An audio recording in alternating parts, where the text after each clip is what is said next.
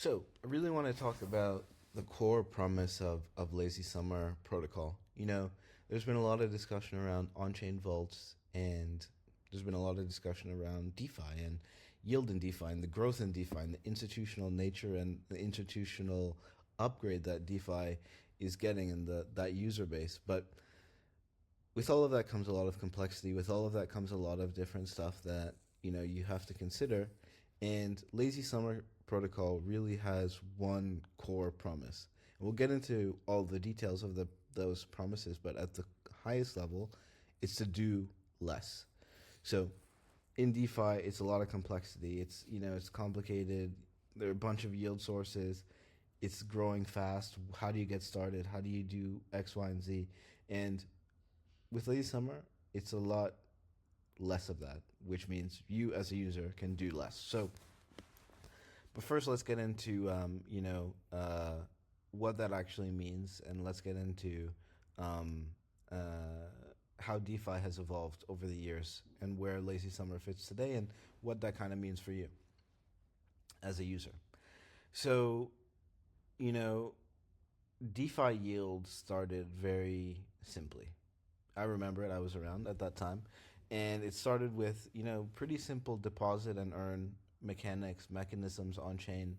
You could just deposit your capital in Aave, for example, or you could, deposit your capital into the DSR or the DAI savings rate at the time and earn a very nice yield from, in the case of MakerDAO back then, it was the stability fees that you were getting access to, which were significantly higher than the sort of TradFi alternatives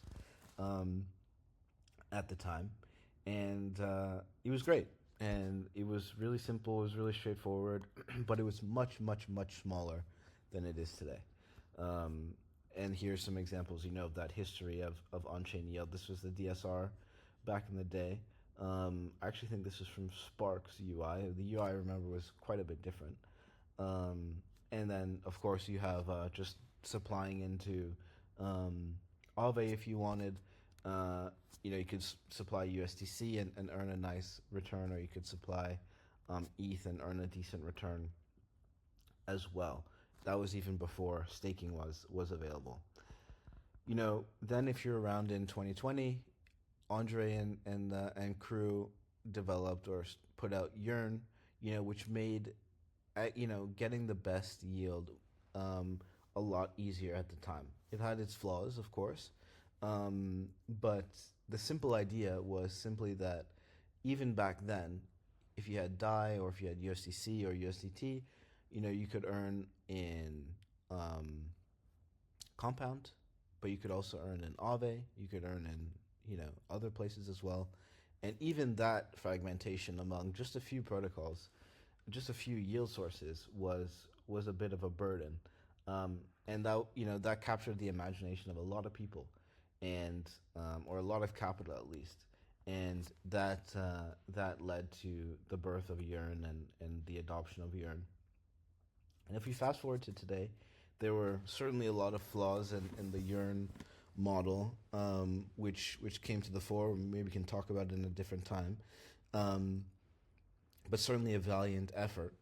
And today, we have much more sophisticated models like this, for example, which is the isolated lending model and the curator model from Morpho and Euler, for example, that allow lenders to have a very segmented approach to lending to very specific collateral types with very specific risk assumptions that are sort of determined by the risk curator within the vault. Which is beautiful. And there's a great tweet thread, or I think it's actually a tweet article, that I would recommend from I believe it's Merlin, within the co-founder of Morpho. And let's actually see. I think it is. Yeah, there you go. He's written a couple of great articles that I would highly recommend. Curators, Vaults 101, and that's would highly recommend reading these articles around the sort of where we are today with vaults. Now, um, this is the where we are today with vaults, and I think that it poses a few different issues, which is certainly that of fragmentation. Which curator do you choose? Which vault do you choose? Which yield source do you choose? How do you think about the vault architecture, for example, and the isolated lending architecture versus things like Syrup USDC or SUSDS or Athena's USDE, which is kind of like a more structured product.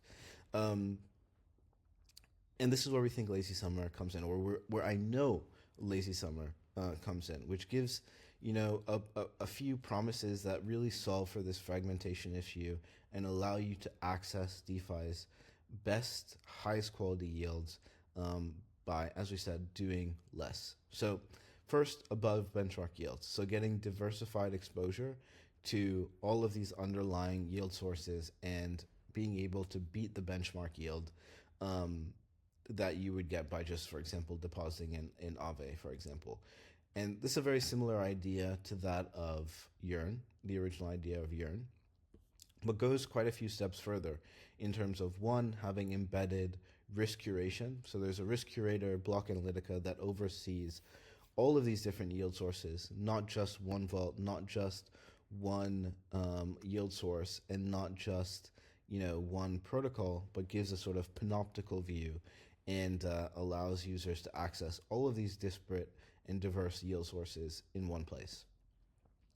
And what that ultimately ends up in is absolutely no yield chasing. So as new yield sources come online, they're automatically, or through the process of governance and risk curation, added into the protocol, and users, you as a user, get access to these underlying yield sources, and you as a user can simply do less. And that's what we mean by doing less, but still being able to benefit from the continued growth of on-chain vaults. That's what the Lazy Summer protocol is about.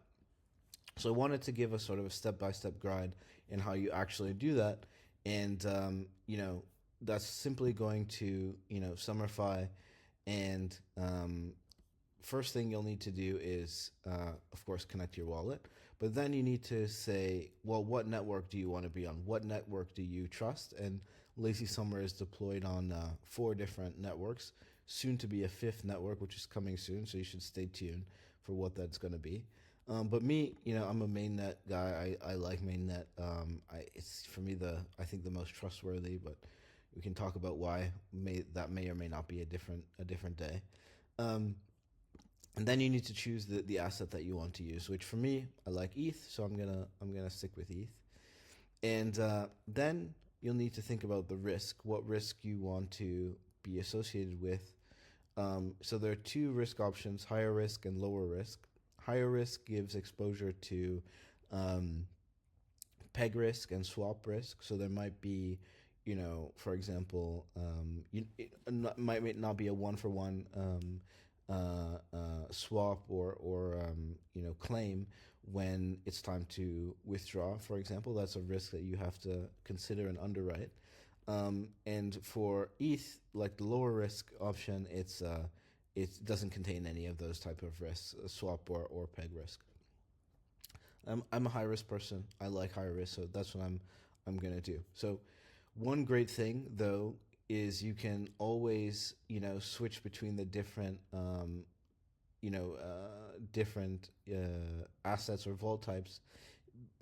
Should you change your mind? And something I love to do is always go and check the underlying yield sources. So right now, this vault is getting exposure to really just the blue chip